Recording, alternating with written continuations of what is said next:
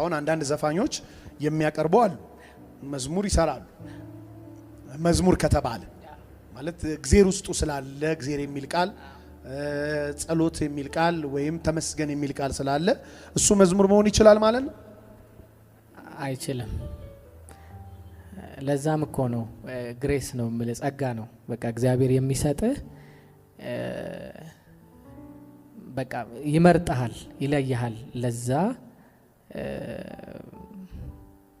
ምንድነው የሚባለው ስጦታ ይሰጣል እንደ ስጦታ ነው የሚሰጥህ ያ የሚሰጠን ስጦታ ደግሞ መንከባከብ ማሳደግ ያንተ ፈንታ ነው እንጂ ታሌንት ስላለ ዘማሪ ትሆናለህ የሚል አመለካከት የለኝም ያዕቆብ እንደው በአገልግሎትህ ውስጥ እንደው ፌቨራይት መዝሙር ይኖራል ሁሌ ካፍህም አይጠፋ ከህይወት ጋር ተያያዥነት የሚኖረው ብቻ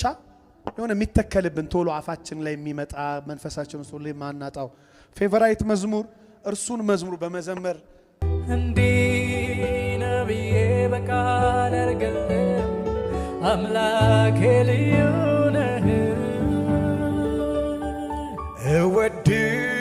እወድስሃለሁ በዜማ እወድስሃለሁ በቅኔ እወድስሃለሁ በዜማ እወድስሃለሁ በቅኔ የምስጋናዬ አምልኮዬ መዓዛ ይክበብ እንዲህ ነብዬ በቃል አልገልጥም አምላኬ ልዩ